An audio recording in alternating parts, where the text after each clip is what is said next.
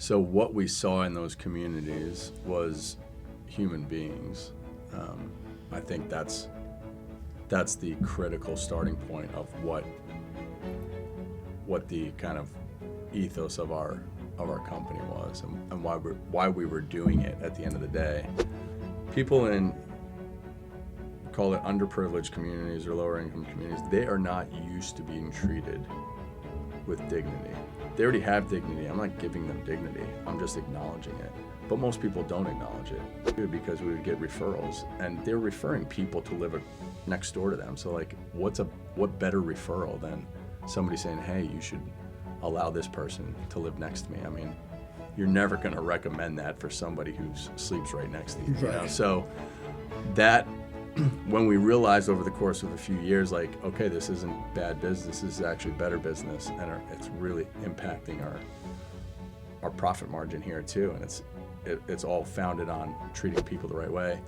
We're striving for excellence. Why? Because it's because of our focus, right? Our focus is to engage these kids and draw them deeper and impact. Like, if it doesn't inspire action, if what we're doing doesn't inspire action, it's just entertaining, they laugh, they really like it, but it doesn't inspire change, like, I don't want any part of it. It's just a waste of time. Yeah. That's not what I'm in it for. So, and that drives me to, like, how do we make this deeper? How do we get these questions on this curriculum, on these worksheets? How do we get them better to dig deep? It's not just as simple as put a why in front of it. It's like, what's going to make them really think and really, start to change.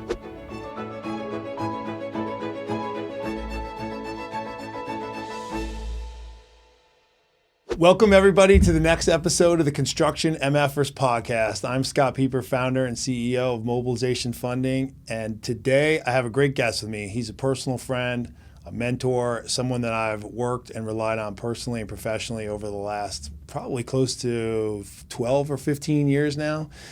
His name is Rob Reynolds. He is the founder and president of Crossboss Media, who focuses specifically on a company called Studio 316 and other endeavors. He was the president of Avesta Communities, which is a great story around how we can talk about taking care of people, taking care of customers, taking care of people and where they live. And so today I am excited to introduce you guys to Rob. Rob, welcome. Hey, thanks, Scott. Yes. Great to be here, man.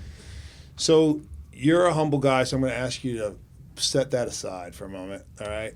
And before we get into some of the things I really want to talk about, which will be some topics that probably aren't normal to business, whether talk about faith, incorporating that into the world of business, how you integrate teams, I want everyone to understand the success and the magnitude of Avesta so that people are like, why am I going to listen to this guy? All right. And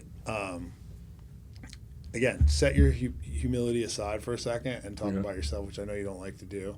But just talk about Avesta Communities, what it was, what it is, and what you guys do.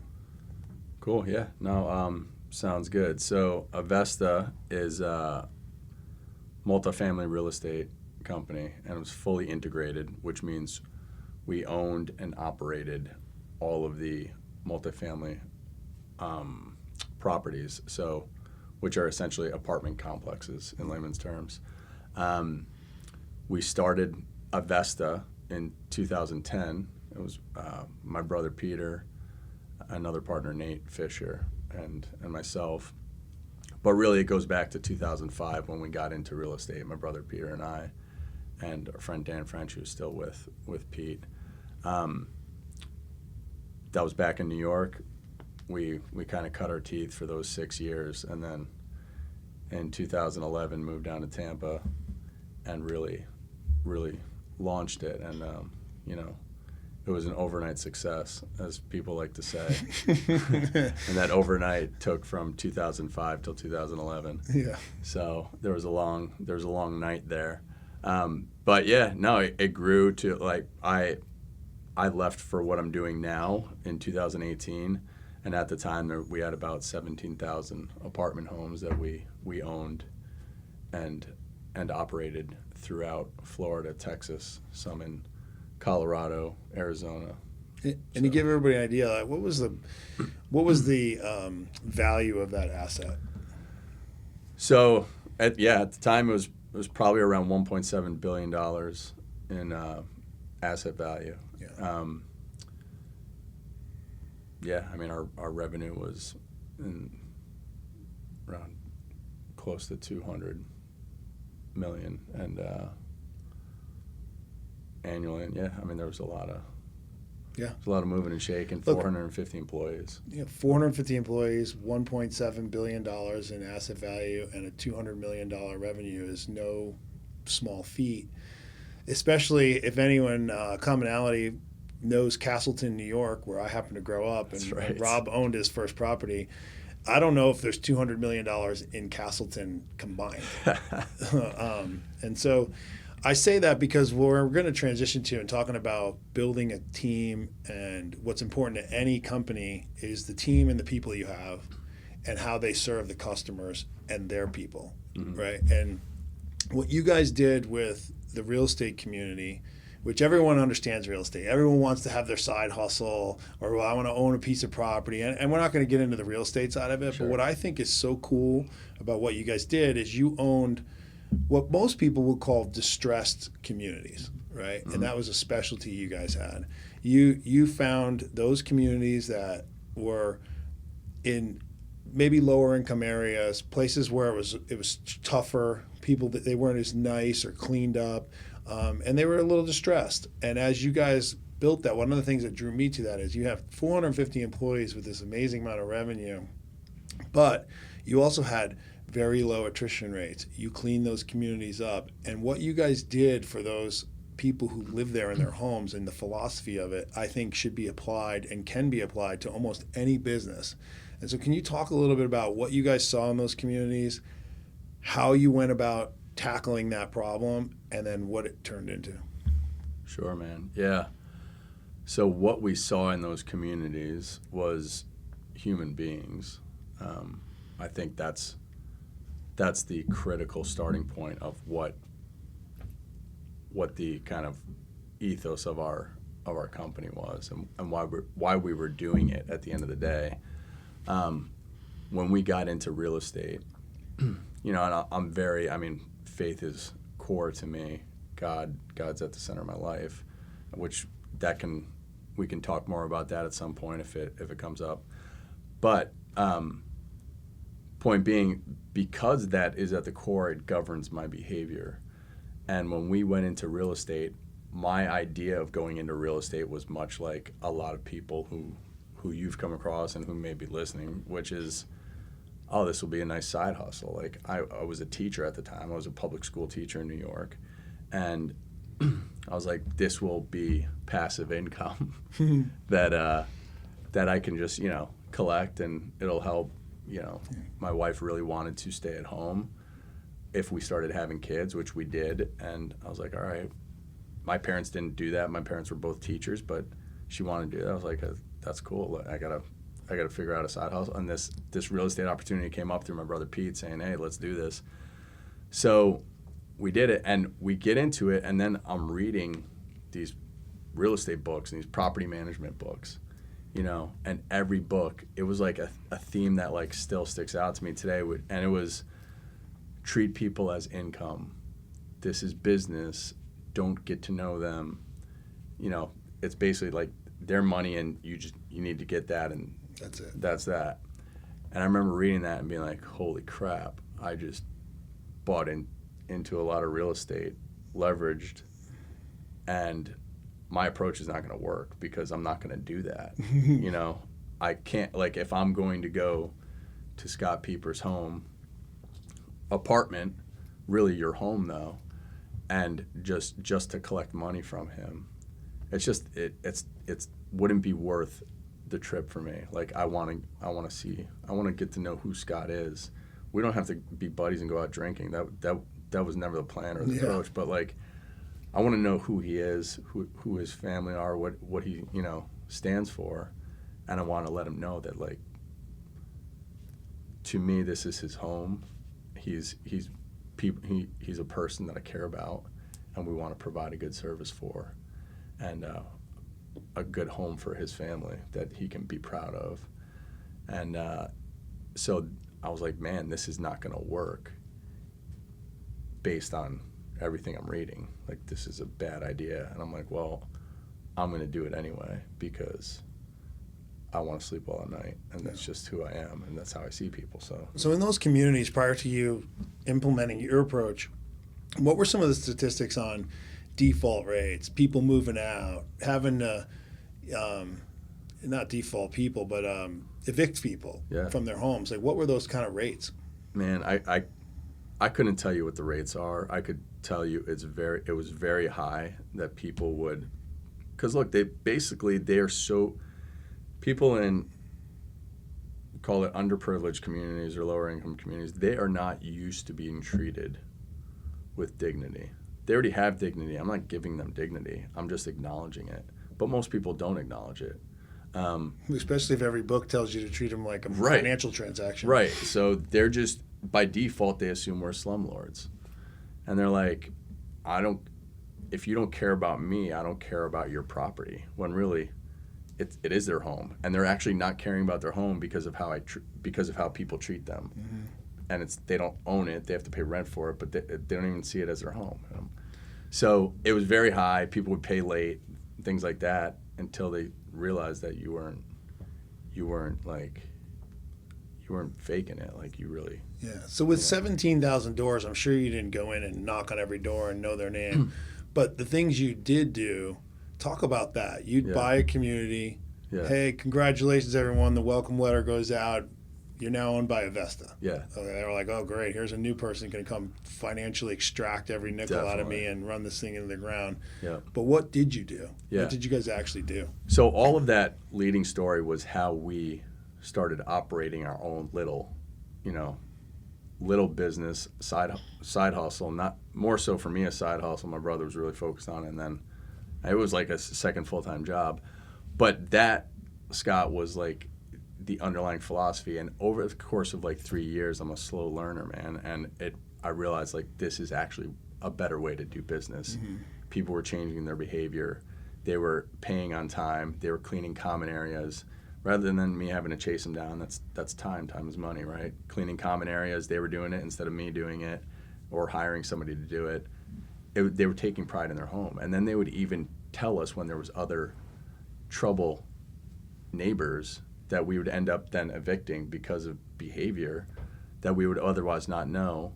And then they would refer other great people in there. So all of our marketing expense would go down too because we would get referrals. And they're referring people to live next door to them. So like, what better referral than somebody saying, hey, you should allow this person to live next to me? I mean, you're never going to recommend that for somebody who sleeps right next to you. Right. You know? So that, when we realized over the course of a few years, like, okay, this isn't bad business, this is actually better business, and it's really impacting our profit margin here too, and it's all founded on treating people the right way.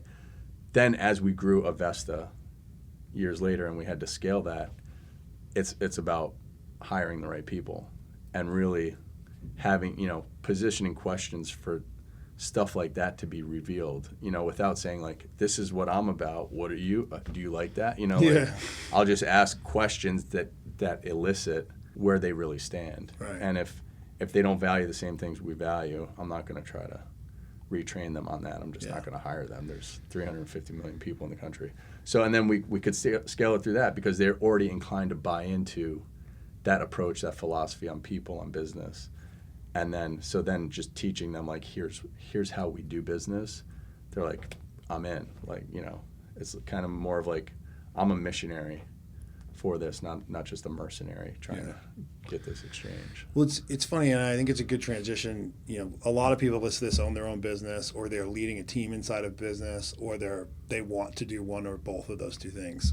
And one of the things that I really took from you in our relationship over time was exactly what you just outlined, and like how people at the center of your business, customers, and your employees and team, the people you're going to bring on board to drive, you had a singular idea of how you wanted to do it. You just articulated, and it was just you and your brother. Mm.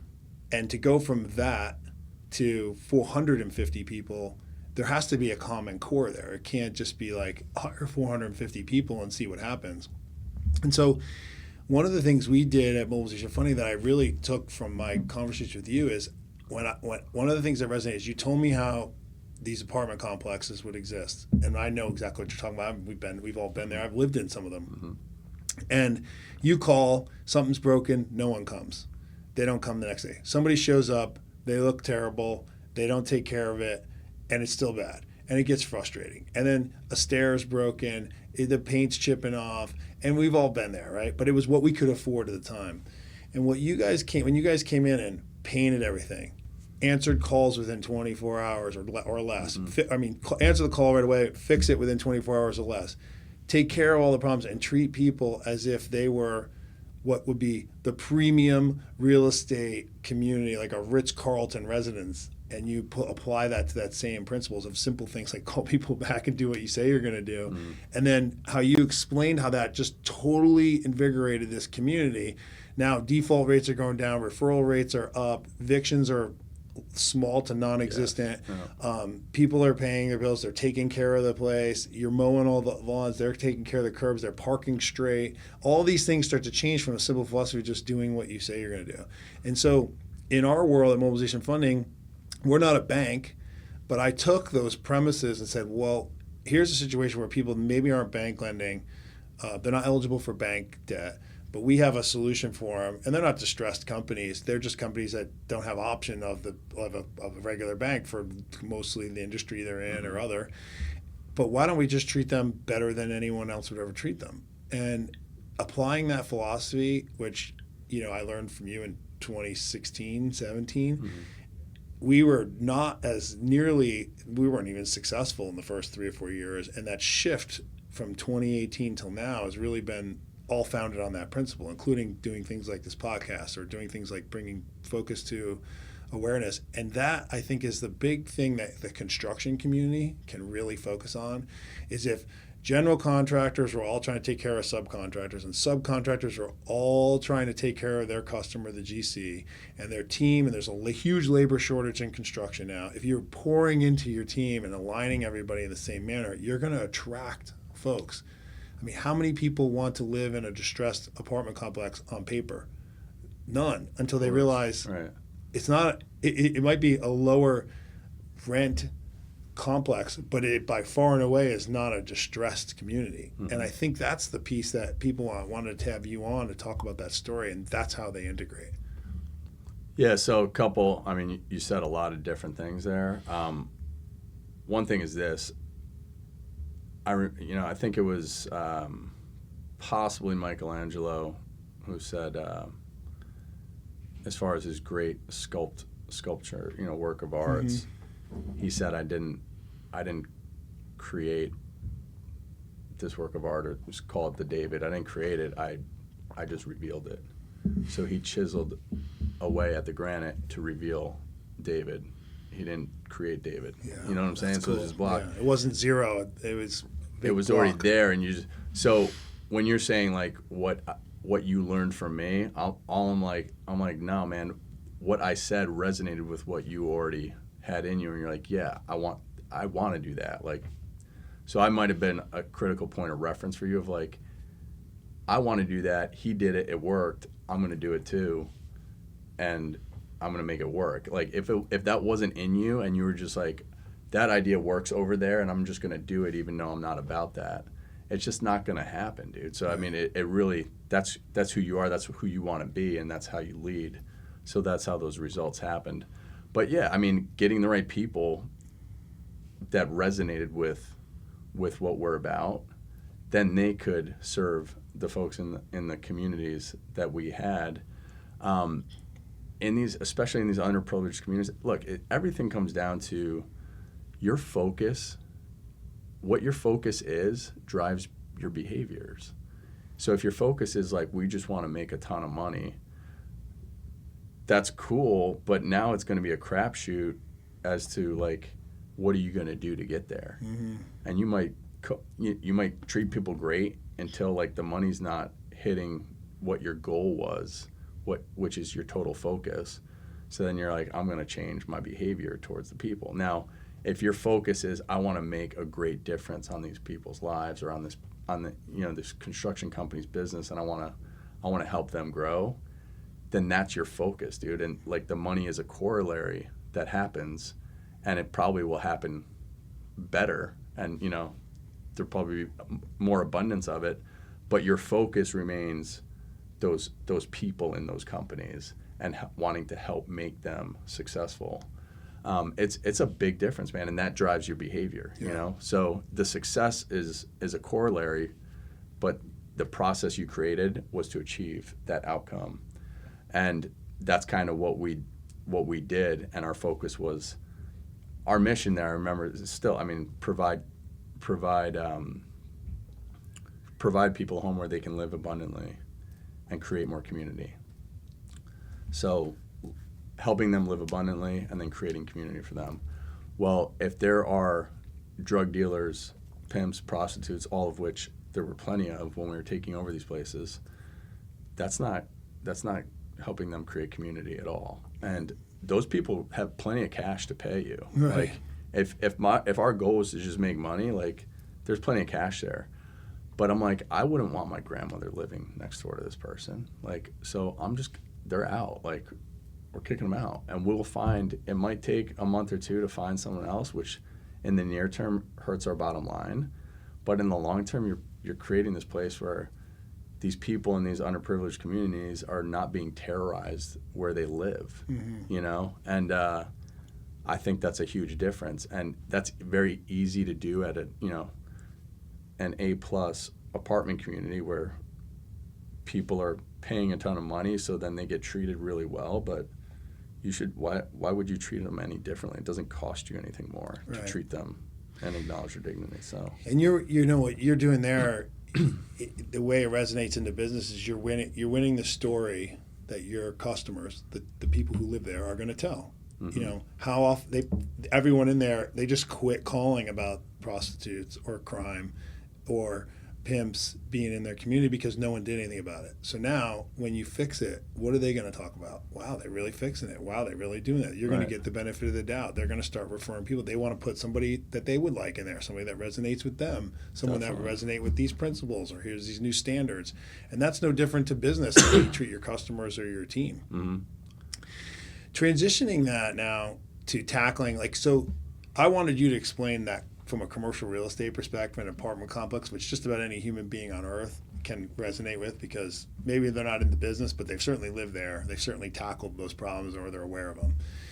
And now you've transitioned to tackling a new problem, one that's near and dear to both of us, which is our kids and our children and faith in business. And you led with that at Avesta, which brought a lot of people in. You didn't tell people what to believe, but you told people what you believe, and then they have the choice to join or not, or resonate or not. And obviously, if you can lead from if you can lead with who you are from a very genuine perspective, you will attract people that either want to understand that perspective or want to be part of that community inside your organization.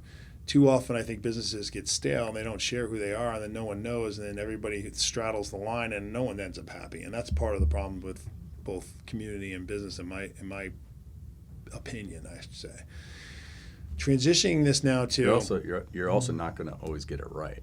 That's right. I mean, you could hire people that don't fit your ethos, and that happens, right? I mean, people interview process is hard, man, and even if it's similar to baseball. Like, even if you're the best hitter in the league, you're hitting 300. Yeah, it's not that bad for hiring. But I mean, even the best people at hiring they're like maybe hitting 80%. That would be like world class. Yeah. You know, so you get people in there. But if you have a strong ethos, if you have a strong culture that's aligned, those people are going to stick out, and they're either going to weed themselves out because they don't want to be there, or they get asked to leave, you know. Yeah. Or your team will move them out. Right, which is a win anyway. I mean, these people aren't going to go on the street and like be homeless now. Like, we get too caught up with like, what are they going to do if they're not working here? It's like, dude, I'm not God. Like, our company's not, the There's savior of the world. Right? Yeah. So, but transitioning to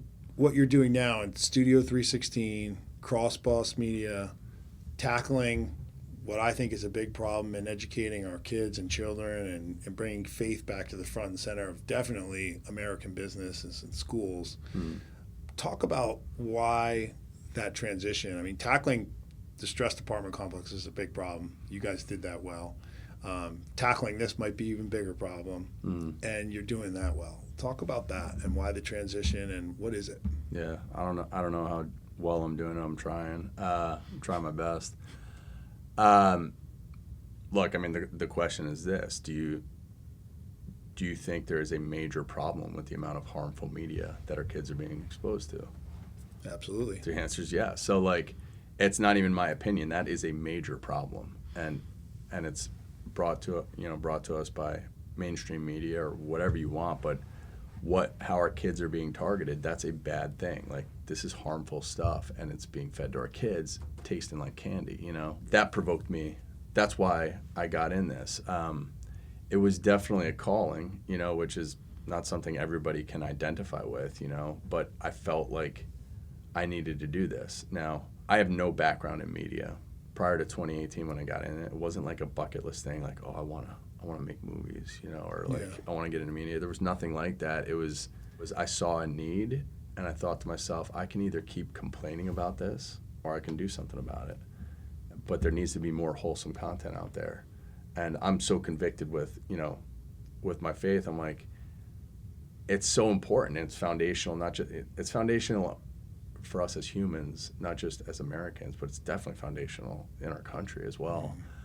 So I'm like, we need to get this back, because we're losing this culture war here, and it's because there's not enough people in the fight. And I don't know what I'm doing out of the gates, but I'm gonna learn. I didn't know what I was doing in real estate either. I mean, you just put your head down and you learn. You ask, you dig, and at some point, I'm like, I'm gonna be able to do it. And if I can't do it myself, I can definitely assemble a team. So tell everybody, what is Studio 316? So Studio 316 is a program that we've created. It's a curriculum for schools, and right now it's strictly in Catholic schools, but it's a Christian curriculum, religious based, I would say, and we'll expand to all Christian schools. But right now we're just in Catholic Christian schools because they're so well networked. So it's a big niche to get in that they have in common. A lot of other Christian schools are fragmented, so it's like, yeah, we could get that one point of sale, but they're not going to have like 20 other schools associated.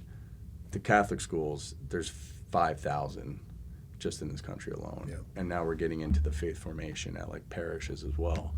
So what it is our whole goal was like, we want to draw kids into a deeper relationship with Jesus through the Gospels in an entertaining way.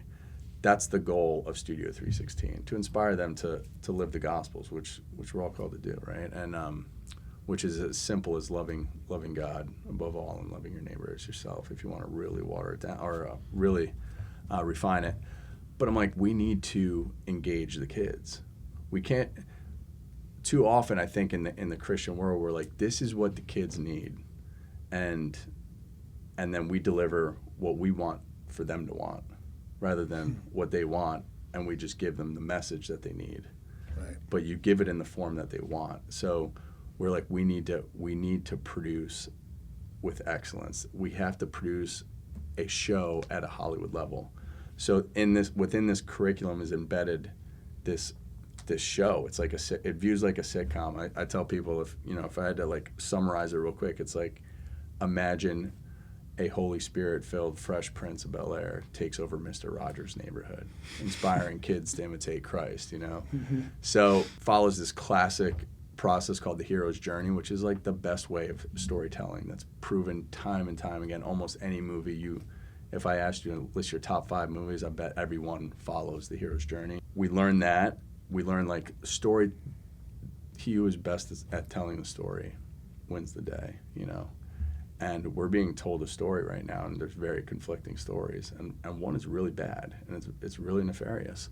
And so we built this program, but we also, we're like, it has to have great music, it has to have great production value. I mean, look at this podcast, man. I mean, the way that you've set this up, it's not just like, hey, let's take out our smartphone and interview. Like, it's well done, it's well produced. And people know the difference, and people want the difference. And kids especially, they vote with their eyes, man. They're either going to watch you or they're not. Yeah. So it has to be excellence, which comes at a cost, price-wise and time and all this, but that's what we have to deliver. And the goal is really to get them in a relationship with Jesus through the Gospels, through the Bible, but we have to first meet them where they're at. And so we have to get their attention and relate to them and look, how are kids going to say, this is cool, I like this, and then, all right, tell me more. You have to have that relationship first, right? Yeah. And so one of the things I think is cool about what you're doing, and it is high quality, like very, very high quality storytelling. I mean, it's a cool story, the way it's set up. And each episode goes on a journey of 𝗕𝗂𝘁𝗵 reads the gospel, learns his message, he's totally confused, and then he goes about the rest of the episode learning what does it even mean, and then how he incorporates it in his life. But one of the things I think is amazing is, you guys recently went to World Youth Day. How many people were there and knew 𝗕𝗂𝘁𝗵? So he performed in front of 50,000 people. And that was like one of the stages, right? But in the whole event, there was over 1 million people, and these are young people, Yeah, we were invited. This was in Lisbon, Portugal, this past August of 2023. And then other videos that you've shared with me is places that have been utilizing your curriculum in their schools for the last year or maybe more. And 𝗕𝗂𝘁𝗵's done visits there.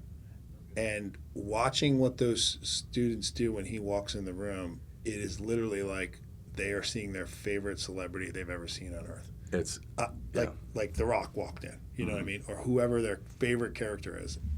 And one of the things I think is that watching those two videos that really resonated with me was meeting kids where they're at is exactly what's important. And if you think about kids being cultivated as the next consumer, and you take the most money in society to influence those children so they can consume whatever it is you're later on selling, and you do it in a high quality way through an iPhone, you're going to have great people trying to influence those kids, and you're going to have great people doing bad things trying to influence those kids. Both are going to be effective. Mm-hmm. And now that just about every kid has a phone or an iPad or TV, we could say get rid of those, but the truth is they're probably not going to go away. But what we can do is put better stuff for parents on there, and that's exactly what I think you're doing. And we're gonna show those clips here, and we produce this video so people can see that in the background. But that's the part I thought was cool. And so some would think, oh, are these like first graders, second graders? No, you guys, your curriculum is being used second through eighth. Yes, you have 13-year-old kids jumping up and down like kids when you and I grew up. Yeah. So the videos are the same. So the show is the same. And I mean, look, if you do it right, just look at some of the Pixar movies. Like you can be a grandfather or grandmother watching them with your grandkids, and everybody in between will be entertained, right? But yeah, our target audience is basically the age of reason, about second grade until high school, not including high school. And focus being like that age group has enough need for 10 of my lifetimes. Because a lot of people said, oh, you should get into high school too, this is great. And I'm like, nah, man, like somebody else can do that. I'm not Jesus. I'm just trying to play a part here and help kids along the way, play a role. And it's appealing to them tremendously. It's crazy. I mean, your remarks about I'm as shocked, if not more shocked, seeing this when kids are reacting. I'm like, holy cow, I cannot believe how pumped they get to see 𝗕𝗂𝘁𝗵. And like every time I'm like, again, like what the heck? Like, and it's because they feel like they have a relationship with him through this show, and his sense of humor, and he's musical too. So, But there's also more to it. There's no greater value that can be built for a human being than to be educated, and to be understand, to make somebody feel good, and builds that confidence for them to go in a community like their class to talk about things that make them feel good and understand and share with. And like, That's a great point. That's exactly what's happening. And like, you can give somebody something, but it doesn't necessarily make them feel good. But when you've educated them to a feeling that makes them feel comfortable and secure and disciplined and understood in a meaningful way that has pure intent behind it, which is what the gospel is, that is what elicits those reactions, whether you're kids or adults. And like, what parent, when seeing a video of their children jumping up and down for joy in 2nd, 3rd, 4th, 8th grade, through 8th grade, isn't going to be happy? Right. Versus a video, if you took a snapshot video of that day and they're all just staring at their iPad, or they're all just staring at their computer, or they're taking a test, like that's what that did for me to see. And obviously I'm a huge supporter of yours, both personally, financially, and in Studio 316 and Mobilization Funding too. But how can others who are listening to this support you and Studio 316? Thanks for asking. I mean, look, our website is 𝗕𝗂𝗀𝗀𝗀𝗀𝗀𝗀, so Studio 316, and you can check out our material on there. There's a lot of schools that really are desiring. We just got in. We're not even 2 years into our launch into schools, and we're in about 355 schools across the country. So we're in 39 states right now. But there's 5,000, so there's a lot of work to do. But point of reference, last year at this time, we were in like maybe 62 schools. So there's a lot of growth, a lot of demand. But schools, there's such a tight budget on these private schools, and a lot of times they want it, and they just simply, like, their central air conditioning unit broke, and like that's where all their budget gets sucked into, or whatever the case is. So I mean, donors stepping up to help these schools get it, and there's an opportunity to do that through our website. We're a for-profit, so we wouldn't take that money, and it wouldn't be a good use of money to give it to us because we're for-profit. But you can help schools directly through a grant process that we do that's tax deductible, or that we facilitate. That's tax deductible, that goes directly to schools to help them get it, and that has been hugely impactful on the reach and the results, man. I mean, at this point, there's probably 65,000 kids that are being influenced now by this program, and they're screaming for more. And to give people an idea, what's the cost for a school to utilize your curriculum for a year? So essentially, we have a platform fee, right around $1,000, $1,500, and then it's $15 per student. So you're looking at anywhere from $1,500 for, or close to $2,000 for a smaller school to, $4,000, $5,000. The average cost comes out to around $3,000, $3,500. For $3,500 for the all entire the kids, year, all of their 1st through 8th graders can have this curriculum, which is also very easy for the teacher, because teachers have to spend so much time building their plans and their lesson plans. And your background as a teacher, with your background as your business, you've built not only this video, but you've built the entire curriculum for the teacher, the worksheet, the schedules, what homework they can have assigned to it, how it's going to be taught, their whole teaching outline. So you can take somebody that maybe isn't a educator of religion, but they have a faith, now can actually teach religion to someone, because you've built the entire program. It's not just the videos. And I think you thinking about that from A to Z, from 0 to 100, and giving somebody a school, especially who doesn't have a complete package, is so critical. And I commend you for that, because giving somebody half of what they need doesn't really help them. Giving somebody twice as much as they need also doesn't help them. And so, but giving somebody what they need, and giving a teacher the ability to have a video to play, but also all the lessons and the lesson plan, and then the homework assigned to it, is just so valuable. And for what I think is a very minimal amount of dollars, and why we're so supportive of it. So for a whole school, if someone can donate $3,500, and a whole school's full of kids can have this. If that resonates. No, for sure. And thanks so much for all of your support. Really, most so on behalf of the kids, that all the kids that your sport has helped reach. I mean, there's not much to say beyond that on that topic, only that, you know, we think I was a teacher for years, so like I know the juggling act and all of the competing factors that go on in the classroom, and I'm like, man, I mean, this is funny, but this is internal talk. Like what I actually tell our team is, when we were developing this, I'm like, look, we have to make this so that if the teacher is hungover and an atheist, they can still facilitate a kick butt lesson. Like, it has to be that easy for the teacher.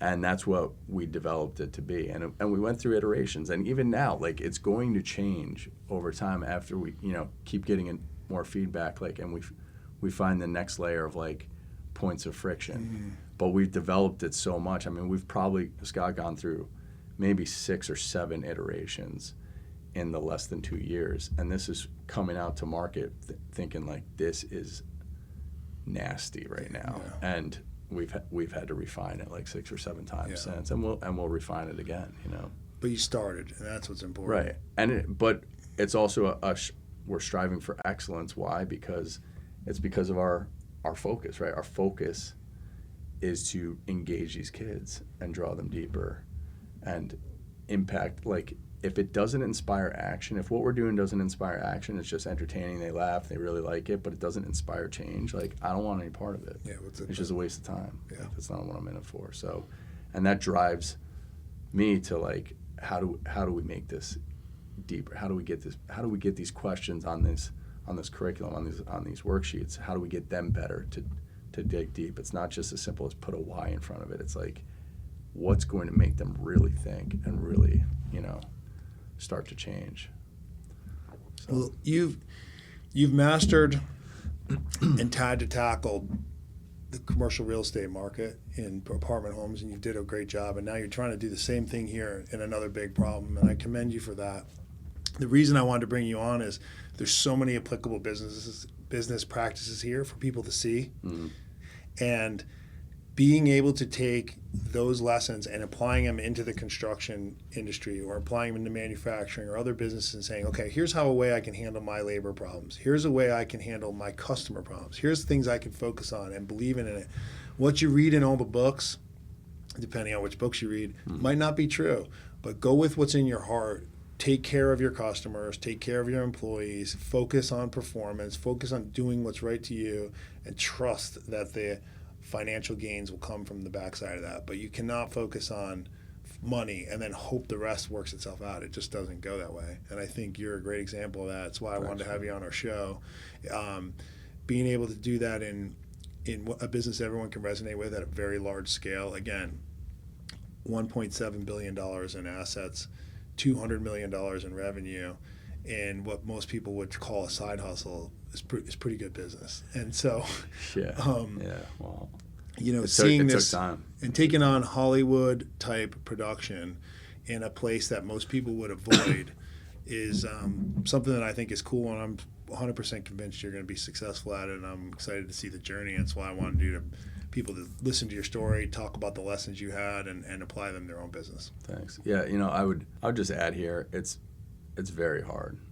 It's been very hard, and so, I mean, the real estate was very hard as well. Owning a business, Scott, you know firsthand, it's very hard, man. I mean, you almost have to have an irrational degree of conviction that, like, I know so deeply there's a need here, and there's a market for it, and there's a demand, and I'm not tapping out. Like, I'm going to go until, you know, the last penny is gone. But there's no, like, because you battle as an entrepreneur, as a business owner, you battle cyclically these thoughts of, like, what did I get myself into? Gloom and doom, like this trajectory is going to the ground, you know, whatever. But that's all just a lie, dude. Like, that's not the reality of it. That's just, you're taking what's present and you're projecting it.